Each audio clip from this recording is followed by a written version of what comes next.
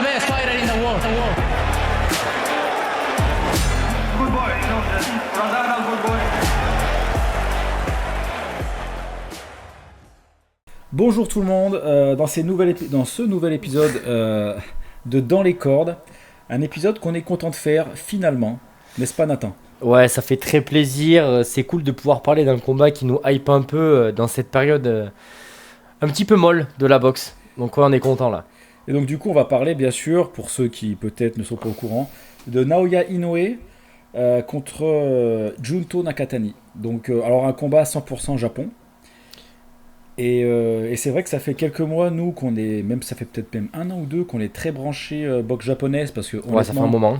c'est les Japonais qui se donnent le plus là.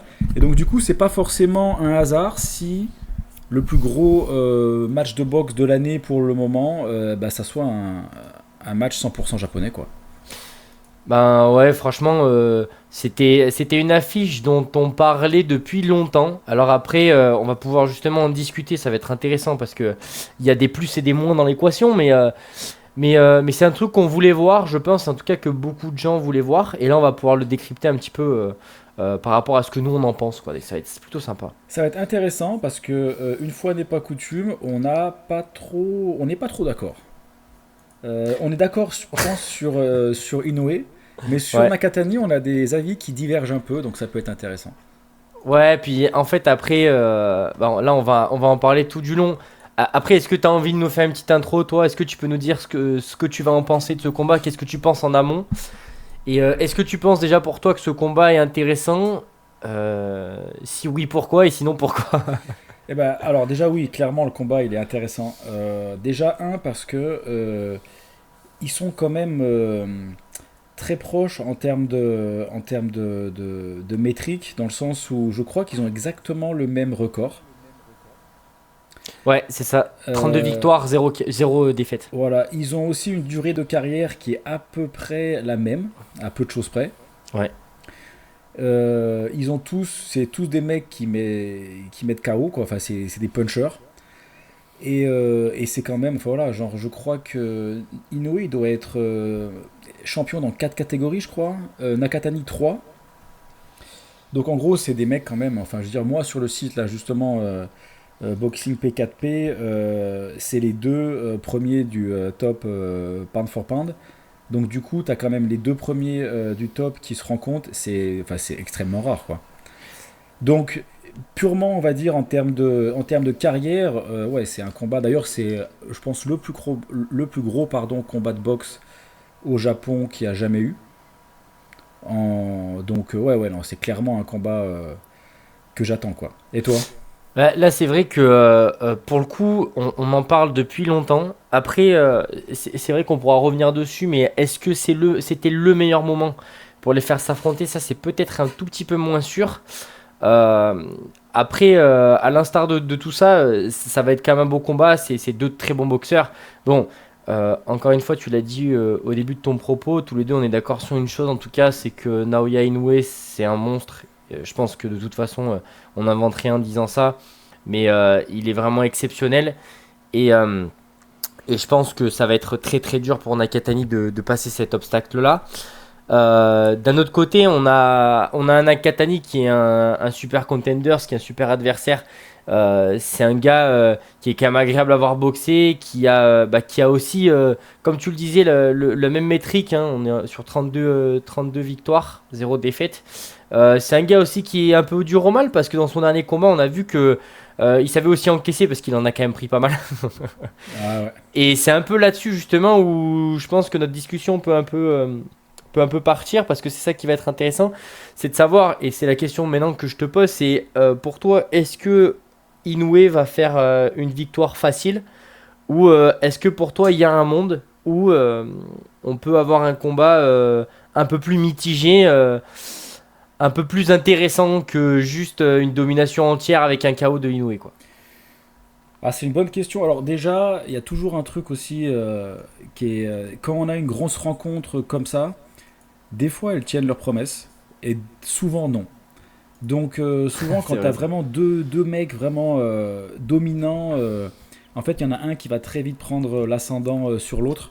Et c'est vrai que des fois c'est décevant parce qu'on se rend compte que. Alors on se dit, ah en fait il était pas au bon niveau. Enfin après il y a tout le. Ouais, je suis d'accord. Voilà. Ouais, Donc c'est du clair. coup là. Alors déjà, ouais, t'as mis. T'as parlé un peu de est-ce que c'est le bon moment pour ce combat. Et moi en fait c'est un peu le. S'il y a un point sur lequel je suis critique sur ce combat, c'est que j'ai l'impression qu'il est forcé un petit peu. Alors déjà parce que côté business, bon bah c'est un gros combat quoi. Et vraiment les deux vont se faire beaucoup d'argent et je pense que tout le monde autour, les promoteurs et tout ça, donc tout le monde veut ce combat parce que financièrement, voilà, je veux dire, il est viable, Bankable. il est très bankable. Et aussi le problème c'est que Nakatani, lui, il avait du mal justement à faire le poids à 118 pounds. D'ailleurs, c'est pour ça apparemment qu'il a refusé un combat contre Bam Rodriguez, parce qu'en gros, il pouvait pas faire le poids. Et Naoya, en fait, lui, il commence à être très limite pour faire le poids à 122 pounds, donc dans la catégorie des super bantamweight. Et Ouais. donc, du coup, en gros, les deux, ils peuvent se rencontrer. Et en fait, c'est maintenant ou jamais, en fait. Parce que si Naoya, après, il monte encore d'une catégorie, je veux dire, Nakatani peut pas le suivre tout de suite, Naoya peut pas descendre. Donc, en fait, le combat, il arrive vraiment parce que il faut que ça soit maintenant ou c'est trop tard. Le problème, c'est que, comme tu l'as dit, contre Hernandez, Nakatani, il a eu un combat très difficile. Si Nakatani aurait mis KO Hernandez en moins de 6 rounds, je t'aurais dit fabuleux. Je veux dire, il est déjà bien, parce que c'était son premier combat dans la catégorie justement à 122 pounds. Donc du coup, je t'aurais dit, bah, c'est parfait, le mec, il change de catégorie, il est déjà chaud, il met KO le mec en moins de 6 rounds, donc ça va être explosif. Et ce qu'on a vu en fait, c'est que contre Hernandez, bah, il a dominé les premiers 4-5 rounds. Et quand je dis dominé, c'est il a vraiment dominé, je veux dire techniquement, en termes de déplacement, de technique. Enfin voilà, il était supérieur. Le problème, c'est que Nakatani, il était supérieur. Et normalement, quand il est supérieur, il met KO les mecs. Et là, à 122, on s'est rendu compte que sa puissance, elle était là. Il a fait un peu tituber Hernandez. Mais Hernandez, il a tenu. Et après les 6e, 7e rounds, et ben c'est Nakatani qui a baissé un peu de rythme parce qu'il faut justement porter ses 4 pounds de différence, parce qu'il n'a pas forcément l'habitude de voir un mec qui prend ses coups. Et il a galéré comme un chien, et à la fin, bon, ils l'ont donné victorieux, mais honnêtement, Alors ça a été serré, hein, parce que quand tu regardes, tu sais, ça a fait. Alors à part, il y en a un qui a donné 118-110, bon. Mais sinon, les deux autres, c'est 115-113. Hein. Donc c'était quand même serré. Hein. c'était une split decision ou c'était unanimous?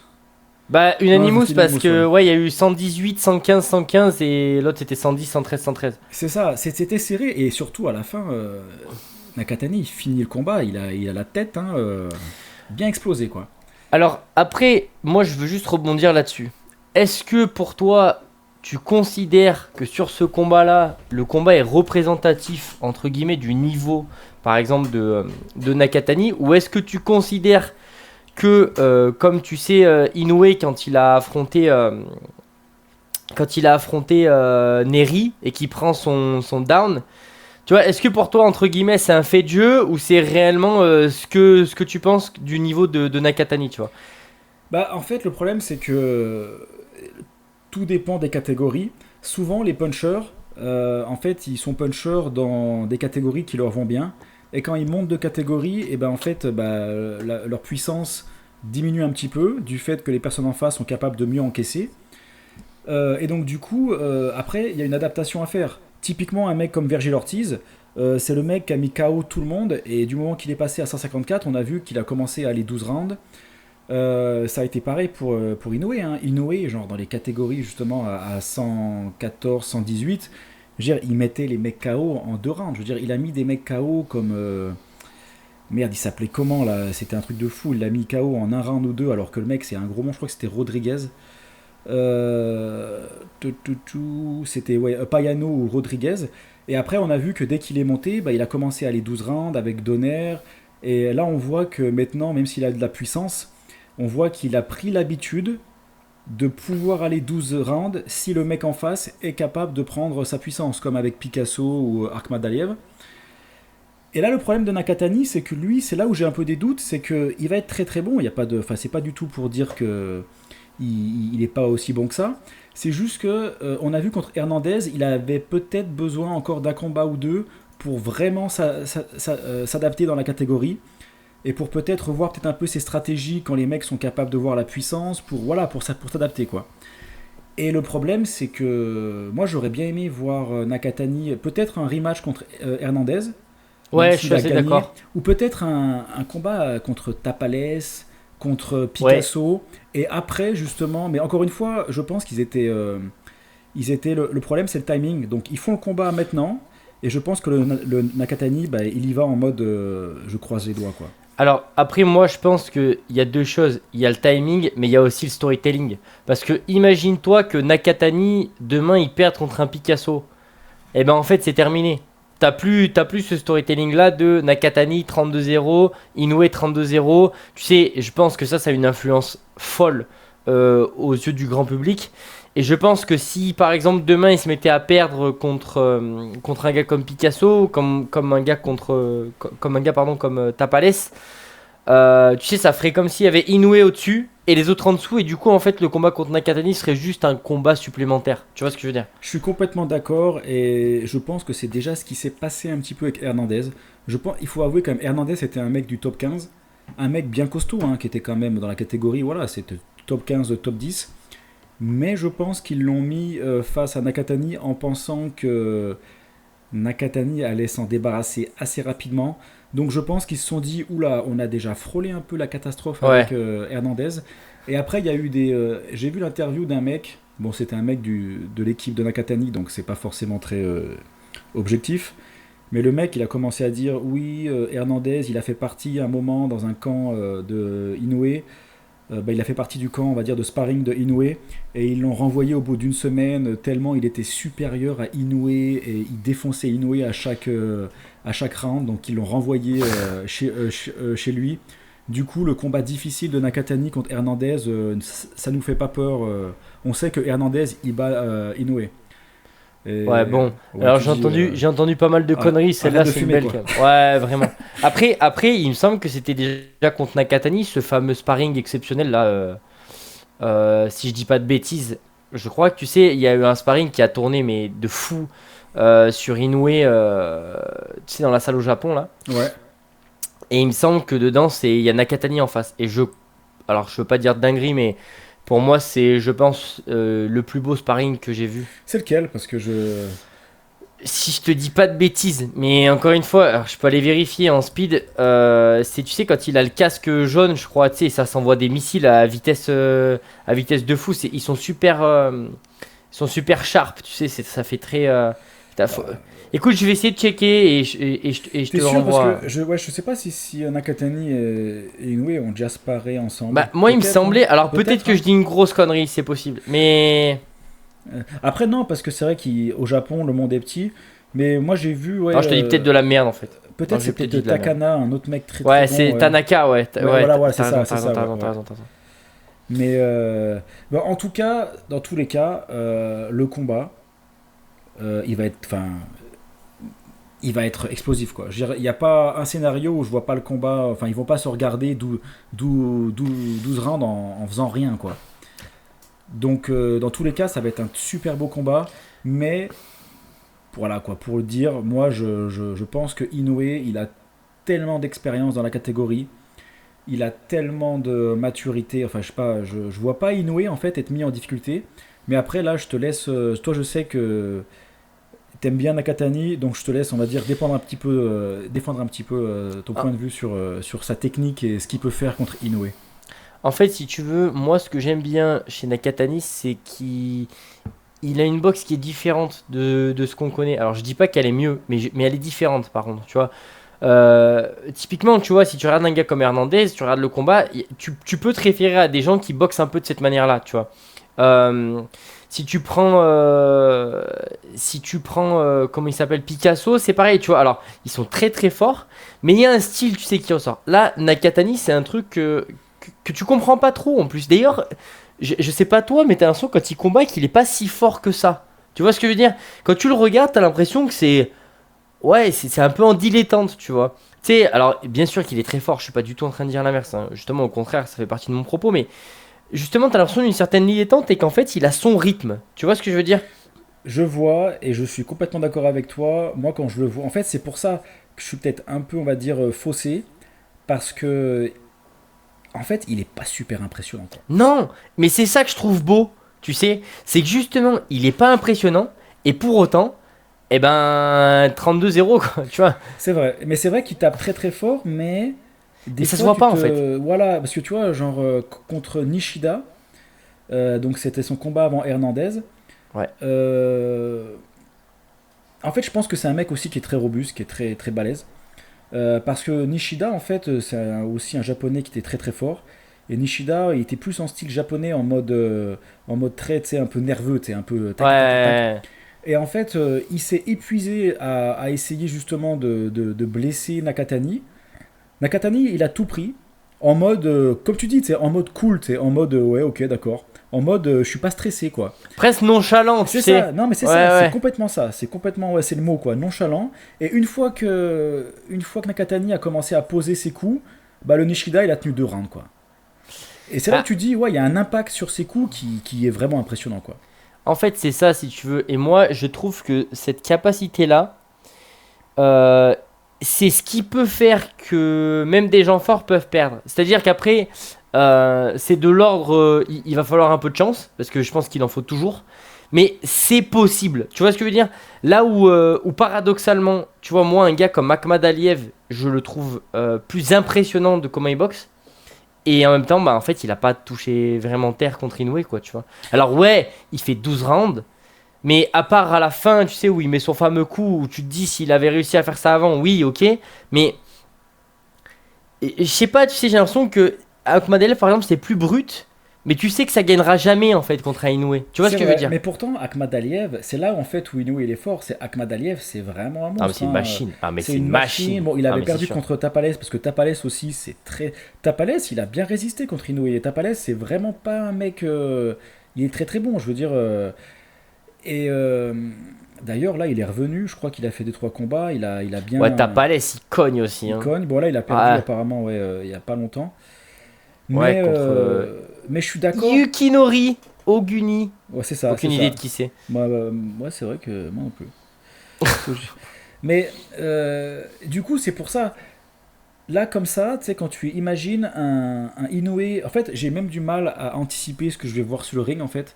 Tu Ouais, sais, c'est j'avoue. vraiment, c'est le genre de combat où c'est vraiment quand t'as la cloche qui sonne et les deux sont face à face Et tu et sais tu à peu dis, près. ok, ça arrive, quoi, parce que t'as du mal à imaginer le truc, quoi. Et après, un Inoue, on l'a déjà vu, hein, il prend beaucoup de risques. Il a une très bonne défense, mais quand il attaque, je veux dire, il y va franco, donc il se découvre. Contre Neri et contre Cardenas, il s'est fait mettre par terre.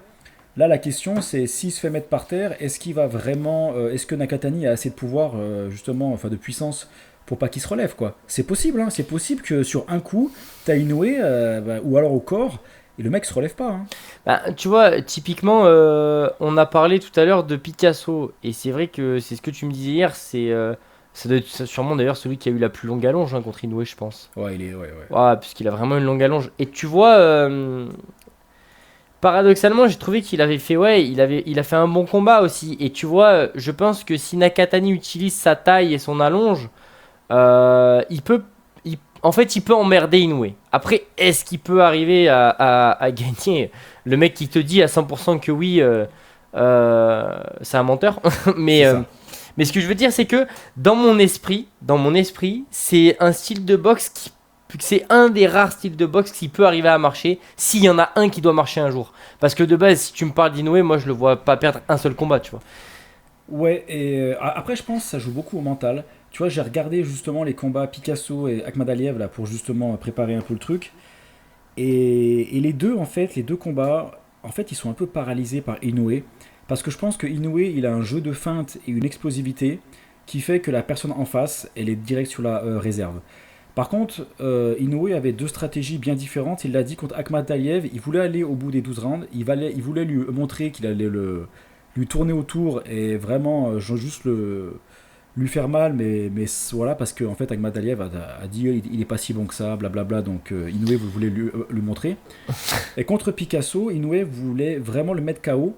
Et le deuxième round contre Picasso, j'avais oublié, il est jouissif. Je veux dire, en un round, t'as plus d'excitation que toute la carrière de Stevenson, quoi. Genre, t'as Inoue Oh, la qui balle arrive. perdue, elle est gratuite, quoi. Non, mais t'as Inoue qui arrive. Et je crois que même entre le round, entre un et 2 t'as son père qui fait bon, voilà, t'y vas tranquille, tac. Et le mec, il y va, et au bout de 5 secondes, il commence à lâcher des combos de malade, genre, tu vois que le Picasso, il se demande ce qui lui arrive, et il réagit bien, quoi. Et le round entier, il est magnifique. Euh, et, euh, et pourtant, bon, Picasso, il résiste tous ce round. Et on voit qu'après, Inoue, il arrive à se contrôler, quoi. Même s'il veut mettre KO, il voit que ça marche pas. Et il arrive à se contrôler. Et c'est là, moi, je trouve la grosse force de Inoue, c'est qu'aujourd'hui, il peut vraiment adapter son style par rapport à ce qui arrive en face de lui. Et c'est un peu ce qu'on a vu, ce qui a pêché contre Hernandez avec Nakatani. Donc peut-être que Nakatani il a appris et il va vraiment nous sortir, on va dire, une performance plus mature. Mais pour moi, le problème, il est là, c'est je vois Inoue, même s'il est en difficulté, réussir à s'adapter et pour aller chercher une victoire au moins sur 12 rounds, quoi. Bah, là où je suis d'accord avec toi, c'est que moi, le seul truc qui m'a fait un peu peur au vu du dernier combat de Nakatani, c'est qu'il y a un moment donné où j'ai l'impression, mais c'est peut-être une impression, mais j'ai l'impression qu'il perd pied mentalement. Tu sais, Ouais. quand il se rend compte qu'en fait Hernandez, il commence à lui faire mal, il y a un creux. Et après, alors paradoxalement, il remonte bien le creux parce que, en fait, tu sais, je trouve qu'il se remotive et il retourne au combat. Mais il y a une phase qui, je pense, si t'as un meilleur adversaire, peut te coûter la victoire, tu vois. Parce que un mec comme Inoue, lui, en fait, je trouve qu'il a pas ce coup de mou. En fait, Inoue, à la rigueur, tu sais, il fait un round où il est moins bien, où il va prendre un peu plus de coups, mais tu sens pas que dans son mental, il y a un changement d'intensité. Tu sais, c'est un peu comme un Nadal quand il perdait un point. Nadal, il perd le point, tu sens qu'en fait, il s'en branle, il est au point suivant, tu vois. Tu sais, alors que tu vas voir l'autre tennisman qui est super fort, mais que tu sens sur un point qu'il perd, tu sais, il s'irrite, tu sais, il perd un peu la confiance. Je sais pas si tu vois ce que je veux dire, mais. Je vois et je pense que c'est. De toute façon, en boxe, à ce niveau-là, c'est le mental quand même qui fait vraiment la différence, quoi. Et effectivement, Inoue, niveau mental, c'est le mec. En fait, je trouve que les deux knockdowns qu'il s'est pris face à Neri et Cardenas, ça fait Mhm. encore plus flipper les adversaires maintenant. Parce que tu dis, putain, en fait, même si je le mets par terre, le mec il va revenir. S'il arrive à se relever, je pense que c'est là où les mecs ils doivent le plus flipper en fait. Ouais, je suis Ils disent, d'accord. ah merde, s'il se relève, il va vraiment me cartonner la Tu sais, gueule. c'est la fameuse phrase du mec qui dit j'essaye de pas frapper fort parce que ça va l'énerver, il va me frapper plus fort. Non mais c'est exactement ça. Et tu vois, genre, et ça, typiquement, mentalement, pour l'adversaire de Inoue, ça doit Ouais. déjà te mettre un coup avant même. Tu sais, c'est un peu comme ce que Mike Tyson il disait en fait. Il disait les adversaires ils ont perdu avant même Bah que la oui, cloche elle monter commence sur le ring. parce que tu sais que le mec il a un côté voilà Inoue c'est the monster quoi. Donc pour Ouais, il y a ça une aura hein, quand même, hein. c'est ça. Et c'est vrai que Nakatani contre Hernandez, on a vu que Hernandez bon techniquement et tout ça il a rien fait d'incroyable. C'était un Mexicain, donc en gros, il met la tête dans la garde et il balance les coups au corps, il avance, il met la pression. Mais c'est vrai que mine de rien, oui, peut-être que Nakatani, il a une meilleure technique, il est plus entre guillemets flamboyant. Mais à la fin, Hernandez, avec son style un peu entre guillemets rudimentaire, quand je dis ça, c'est pas péjoratif parce que c'est très dur à faire, il a réussi mentalement un peu à prendre l'ascendant sur Nakatani. Et à partir de là, c'est vrai que c'est dur de voir Inoue, on va dire, perdre on va dire, le jeu mental quoi, face à Nakatani. Par contre, encore une fois, il suffit que Inoue a on va dire, une sèche un peu ratée, qu'il perde un peu trop d'énergie. Enfin voilà, c'est la boxe, hein, tout peut arriver. Hein. Après, tu vois, paradoxalement, je pense que Inoue, à part si tu l'éteins, en fait, mentalement, je pense qu'il lâchera jamais. En fait, si t'arrives pas tu sais, aller créer un truc qui physiquement fait que c'est fini, je pense que tu peux pas l'arrêter. Tu sais, Ouais. à moins de lui mettre un grand crochet, soit tu sais, qui connecte au menton, ou soit un gros coup au foie qui fait que pendant 10 secondes il peut pas lever.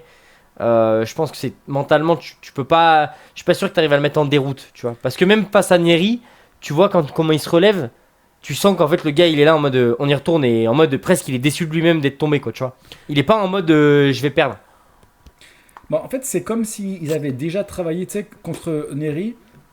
Tu vois que le mec, bon, bah, il se prend le coup, quoi. Mais il se relève, et tu sais, il fait pas l'erreur que beaucoup de boxeurs font quand ils se disent ah merde, et il se relève cash, quoi. Non, non, il se met sur son genou, ils se reposent, ils regardent l'arbitre, ils regardent le compte, comme si en fait ils avaient déjà tout préparé. Tu sais, genre s'ils avaient simulé à l'entraînement, ok, tu prends un knockdown, qu'est-ce que tu fais? Et le mec, il est capable sur le moment, de faire le plan, quoi. Peu importe, quoi. Tu sais, ce qui me fait rire, c'est que là, je me rappelle c'était, je crois, là, je regarde sur BoxRec, je crois que c'est Jun Kim, tu sais. Je sais pas si tu te rappelles. Oui, le gars, oui. en fait, il prend un méchant coup, il se relève, il fait le show. Et ça vraiment, c'est typique de t'as le cerveau, en fait, il est en l'air et t'as perdu. Parce que tu fais des signes, tu veux faire genre, tu sais, vas-y, viens. Et en fait, sur l'action d'après, il se prend un direct et il il finit tombe. au sol. Ouais. Ouais. Ça, c'est terrible. Ça, franchement, et je pense que ça laisse des grosses séquelles mentales, quoi. Bah ça, c'est quand en fait, c'est quand tu sais que t'es fini. Ouais, Mais que et tu te veux dis, surjouer. Autant finir en beauté, quoi. Ouais. C'est ça, quoi. Mais tu vois, il y avait pour aller dans ta direction, sur le site du Ring Magazine, il y a une interview justement de Monsieur Ohashi, donc le mec qui a la gym de Inoue, et entre guillemets, c'est lui qui a accompagné Inoue de toute sa carrière. Et dans l'interview, il dit, il y a un moment, enfin, je crois qu'il y a le mec qui lui pose des questions, lui dit à quel moment vous avez su que Inoue il était incroyable. Et le mec il dit j'ai toujours su qu'il était incroyable, blablabla. Mais il y a un moment je crois que c'était en 2017, il dit il a affronté un mec, je me souviens plus qui c'était. Il a dit le mec il s'était bloqué le dos une semaine avant, quoi. Inoue il est allé au combat avec le dos bloqué et il a serré les dents et il l'a mis KO, quoi. Et là il s'est dit ok, d'accord. Genre je vois rien qui peut arrêter, quoi. Il y a des gars comme ça. Ah, ouais. Mais c'est comme, tu sais, Canelo, quand tu le vois en cas d'entraînement et qui dit qu'en gros, ce qu'il préfère, c'est la bagarre, quoi. C'est ça. Alors que t'as plein de boxeurs, et même qui sont très très forts, qui en fait sont. Tu sais, eux, au plus ils sont tranquilles, au mieux ça leur va, quoi, tu vois.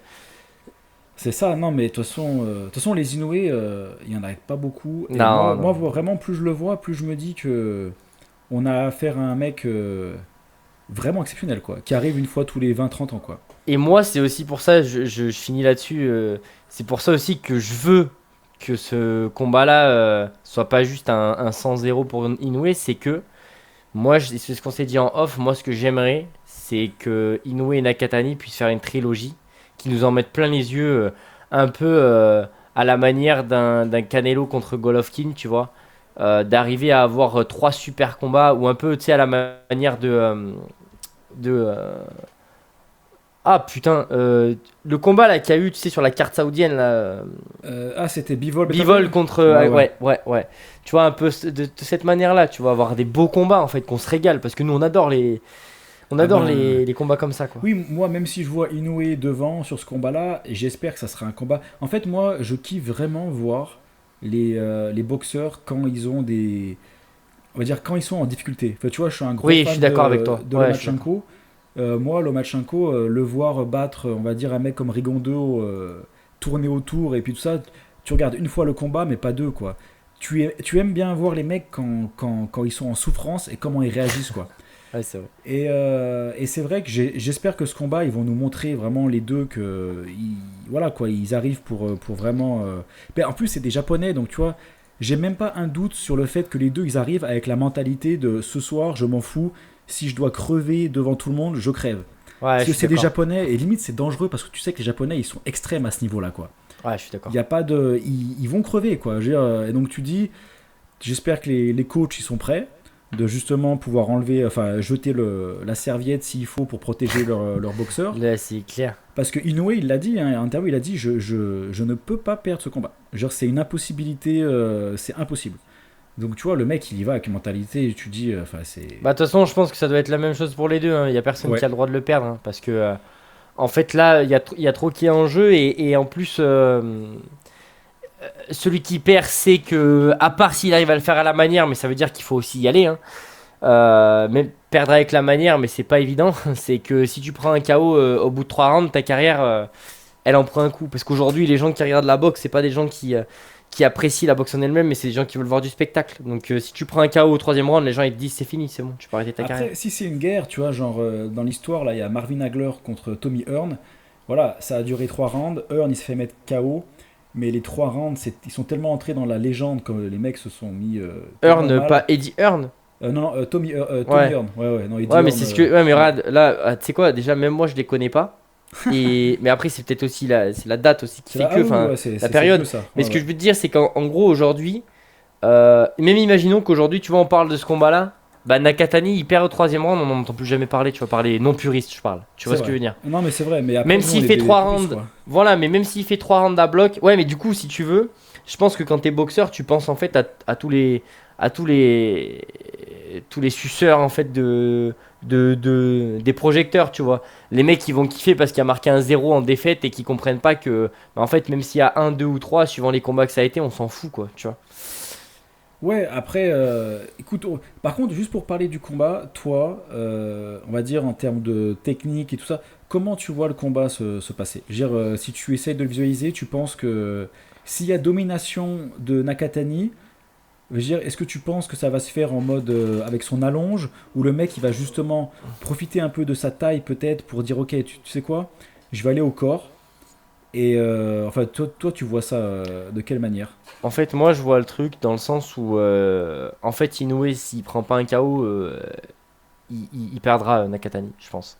C'est-à-dire que moi, ce que je vois au mieux pour Nakatani, c'est, tu sais, t'as Inoue qui se projette, il se fera un grand direct dans la tête, tu sais, qui vient en lien avec le bras qui arrive, et du coup, ça le sèche. Tu vois, je vois une action un peu dans ce style-là, tu sais, un truc vraiment qui fait utiliser la longe de Nakatani.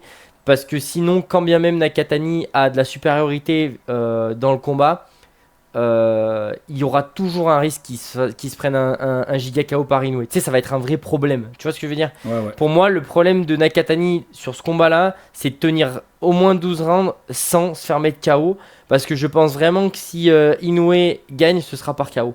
Parce qu'en fait, de leur style qui est complètement différent, j'ai beaucoup de mal à voir comment est-ce que Inoue il pourrait gagner aussi sans KO. Parce que il va chercher à se rapprocher, je pense, de Nakatani au maximum. J'imagine peut-être quelques petits overhead aussi, tu sais, comme il en a le secret là, assez court, tu sais, qui arrivent un peu en piqué là, comme un peu, tu sais, comme les buses là, quand elles vont chasser Ouais, ouais, leur ouais. souris. Et je le vois, en fait, ouais, je vois beaucoup ça. Et comme je te dis, Nakatani sera jamais à l'abri du chaos parce que Inoue, je pense qu'il va vouloir quand même marquer les esprits parce qu'il sait que c'est pas n'importe quel combat. Je pense qu'il y est beaucoup. Enfin, je pense que c'est un gars qui prépare beaucoup ses combats, mais là, c'est vraiment une affiche que tout le monde attend. Et donc, je pense qu'il va mettre en lien son travail de préparation avec l'événement que c'est. Et pour Nakatani, ça va vraiment être compliqué, je pense. Il va vraiment, je pense, tu vois, sur un fait de jeu où en fait il met un direct pour bloquer la progression de d'Inoue. Vas-y, Inoue le prend pleine poire. Derrière, il arrive à enchaîner. Potentiellement là-dessus, il peut faire quelque chose. Mais sinon, si ça se passe pas, je pense que ça va être très compliqué. Ouais. Ouais, Et toi, t'en penses quoi? je suis d'accord que si Nakatani gagne, je vois plus en KO en fait.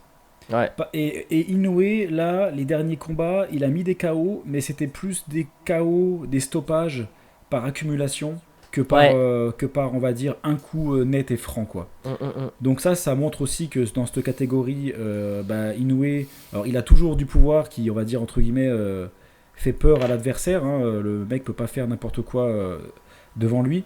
Mais c'est vrai qu'il a pas mis, ça fait longtemps qu'il a pas mis un KO en un coup. Et donc du coup, Nakatani, moi, comme tu dis, je pense qu'il peut mettre KO Inoue, soit genre quand Inoue rentre. Tu sais, Nakatani, il a son fameux bras arrière où il balance, on va dire, tout son corps un peu en avant. Ouais. Et il met un Ouais. peu un gros overhead. C'est comme ça qu'il a mis KO Molaney, je crois. Et il a fait beaucoup mal aussi à Hernandez avec ce coup-là, quoi. C'est un peu son coup fétiche. Du coup, je pense pas que ce coup va marcher contre Inoue, parce que je veux dire, c'est le coup classique de Nakatani, et je pense que Inoue, voilà, quoi, ça, il s'est préparé pour ce coup-là.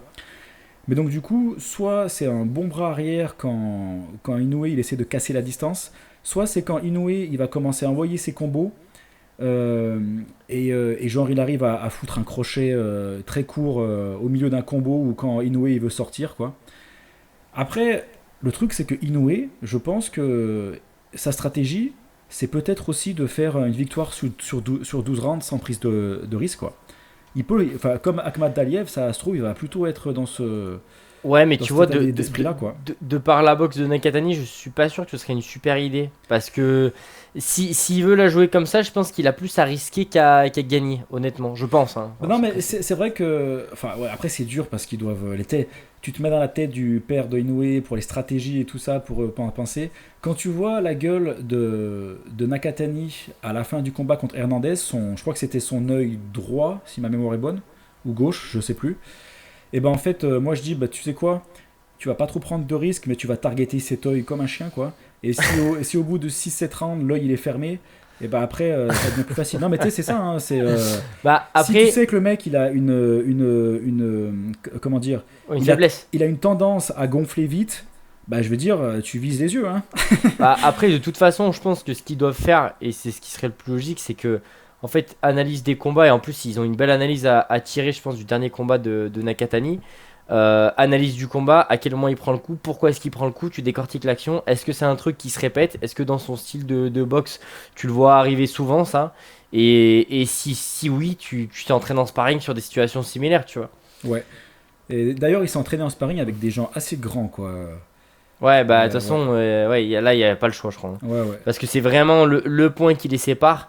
Et je pense que bah, Nakatani. Alors, après, moi, ce qui me fait toujours rire, c'est quand tu sais, tu prévois parce que le mec a un physique pour. Tu sais, par exemple, tu prévois qu'il va être plutôt en distance et tout. Et en fait, le mec pète un plomb au début du combat. Genre, il rentre et tout. Super agressif, super, tu vois, super proactif. J'ai vraiment hâte de voir, comme tu dis, au premier round, déjà, on aura une petite idée de comment ça va se passer, quoi. C'est ça, et tu vois, contre Picasso, c'est vrai que quand tu vois on va dire, les mensurations de Picasso, tu dis, ouais, il va être grand, il va utiliser son allonge.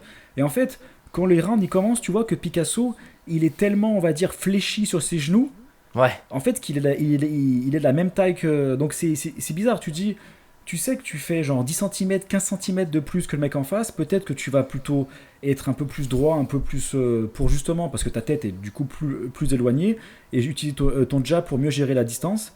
Et le mec, il était fléchi grave, il a utilisé sa distance comme une merde, quoi. Bah, Donc, pour moi, le truc, c'est c'est que bizarre. tu te dis à un moment donné, si c'est une caractéristique physique que tu as beaucoup plus de chances de gagner en l'utilisant que ce que tu as de chance de jouer le draw en pliant les jambes et en te mettant à la même hauteur que l'adversaire. Tu vois ce que je veux dire? Ouais, ouais. Je veux dire, franchement, de toute façon, quand tu vois les notations des arbitres, tu vois, ça fait 120, 108, 117, 111 et 119, 109. Donc, si tu veux, ça s'est pas joué dans un étau, hein. Non, C'est non. vraiment, ça a été une décision de merde de boxer comme ça, quoi.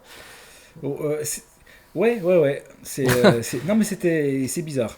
Non, mais il vaut mieux prendre un KO en faisant ta boxe parce que du coup, toi, t'as mis plus de chances de ton côté en te disant, bah, je fais ma boxe, je fais ce que je sais faire et du coup, bah, peut-être que j'augmente mes chances de gagner, même quitte à ce que je prenne un KO, que de jouer en fait la montre en te disant, je tiens 12 rounds, mais au final, tu prends 120, 108, tu vois.